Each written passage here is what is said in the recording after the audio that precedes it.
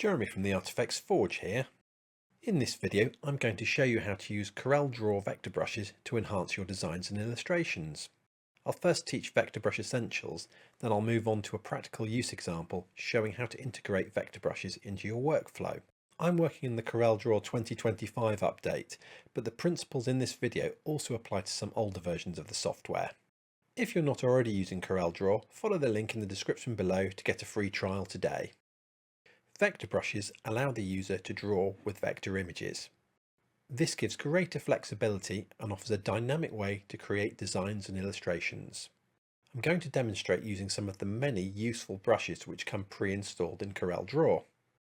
You can install third-party brushes too, but I'm going to focus on the pre-installed brushes today. To locate the brushes, access the Artistic Media Docker. If it's not already open, you can find it in the Window, Dockers, Effects, and then Artistic Media menu. Once the menu is open, you'll see the available brushes here. There are 3 different types of brushstroke available in the Artistic Media Docker, and you can filter the type by clicking the cog icon here. There are Brushes, Object Sprayer, and Preset. For the purposes of this tutorial, I'm going to focus on brushes. So, I'm clicking the other categories to deselect them, leaving only brushes. When you scroll down, you can see just how many brushes there are to choose from. You can choose from artistic, calligraphy, objects, scroll, splatter, symbol, and texture. It's worth noting that if you have multiple categories filtered here, you can identify brushes from this icon. This is also the icon used to represent the tool needed to use the brushes, the Artistic Media tool. To use a brush, first select the Artistic Media tool. You'll find it on the toolbar by clicking and holding here, then scrolling to this second option. Alternatively, hit the W keyboard shortcut. As soon as it's selected, you'll see these buttons appear here. Click the vector brush icon here. Alternatively, you can hit the B keyboard shortcut. Choose a brush from the Artistic Media Docker by clicking an icon. Set the stroke width here. This will affect how wide your brush stroke will be. Then click and drag across the screen to draw. As you can see, the vector image is stretched along a vector curve, and this highlights one of the vector brush's main strengths. You can repose the brushstroke after drawing by adjusting the nodes using the shape tool. And this means you don't need to get the drawing right first time, making vector brushes a super flexible part of the CorelDRAW workflow. There are other handy ways to edit drawn brushstrokes too. You can easily swap the applied brushstroke in for another by clicking another brush icon. Brushstrokes can be applied to any vector shape in this way. I already explained how to set the stroke weight before drawing, but you can also adjust it after drawing the stroke. This is really helpful as it gives users the ability to create different looks using the same brush. It's also a great way to ensure brushes can remain in proportion, which is important if the brush is made using a recognisable image. A drawn brushstroke can also be recolored by double-clicking the swatch here and selecting a colour. This can also be done using the Colour Docker. Gradients can also be applied to brushstrokes. To do this, again hit the Fill Colour swatch, then hit the Fountain Fill button. The gradient can be adjusted as required in this interface. To scale a drawn brushstroke, select the Pick tool and drag one of the bounding box handles. The brushstroke width remains unchanged as I scale, and this can often lead to brushes looking odd or distorting. So I'm undoing the scale and pressing this button, which makes the brushstroke scale in proportion with the curve.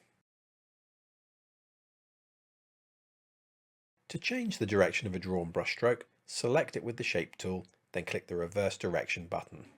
To switch the direction back, simply click the button again. I mentioned that the brushstroke is stretched along the curve, but there's a hack to getting the brushstroke to repeat, adding multiple instances. To do this, divide your curve into sections by adding new nodes and hitting the Break Curve button. I'd recommend making a copy of the curve first, as using this method means you can't edit your line as one curve anymore. The final tip is how to remove the brushstroke from a vector curve. This is useful if you want to use the curve for another purpose, or to edit the art used to make up the brushstroke. To do this, open the Objects Docker. This can be found in the Window, Docker's Object menu if it's not already open. On the Docker, right-click the relevant artistic media group and select Break Artistic Media Group Apart. The brushstroke will be converted to two curves, the curve the brushstroke was applied to and an expanded version of the posed brushstroke. Now I'm going to show you some of the brushes in action, as I use 4 of the pre-installed CorelDRAW brushes to enhance this simple bird illustration. Before I start, I wanted to mention a couple of other CorelDRAW features, one of which is going to help speed up this workflow. Firstly, I wanted to highlight this drop-down menu. Here you can find all of the pre-installed CorelDRAW vector brushes handily sorted into categories. Simply click a category to select it, then the brushes from that category will appear in the drop-down menu to the right. The second feature is designed to speed up workflow. You may have noticed this section at the top of the artistic media docker named Last Used. This is designed to remember the last brushes you've drawn with. As I know which brushes I'm going to use to enhance this image, I'm going to add them here so that they're easy to find before I start drawing. To do this, I'm going to draw a brush stroke with one of the brushes, then replace it with the others I want to use. It only takes a few seconds and it will save me searching through the menus later. This is particularly useful when creating more complex images using lots of brushes. Now I'm going to add a crest to the bird's head using one of the calligraphy brushes. I've selected the vector brush tool and now I'm tracing roughly along the top of the head. It doesn't matter if I get it right first time, as I can repose the nodes after drawing. I'm adjusting the stroke weight, then tweaking the nodes with the shape tool.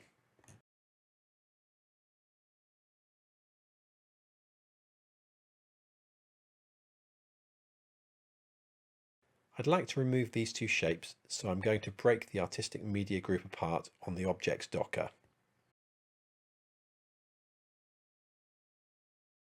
I'm deleting this curve, leaving me with just the expanded brushstroke. Then I'm using the shape tool to delete the relevant nodes. Next I'm using 2 of the scroll brushes to add some wing feathers.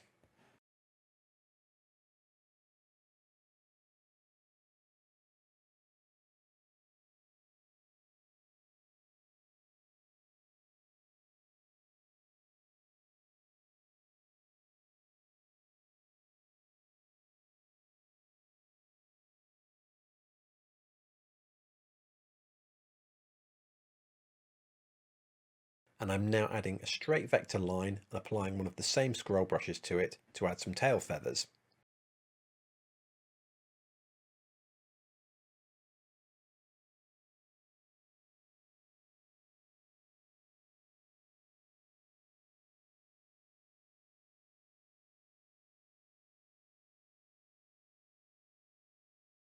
To finish the image, I'm adding some speckled texture with one of the texture brushes.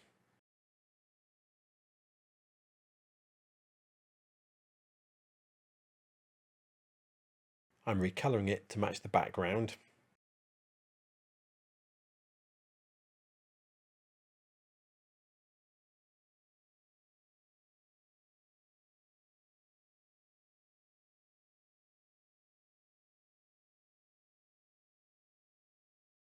Then drawing another section. The brushstroke looks overstretched, so I'm going to split the curve it runs on into 2, so I have 2 instances of the brushstroke.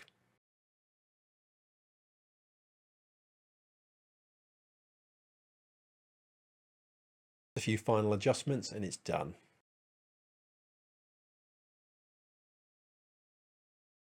So now you know how CorelDRAW vector brushes can easily be used to enhance designs to great effect.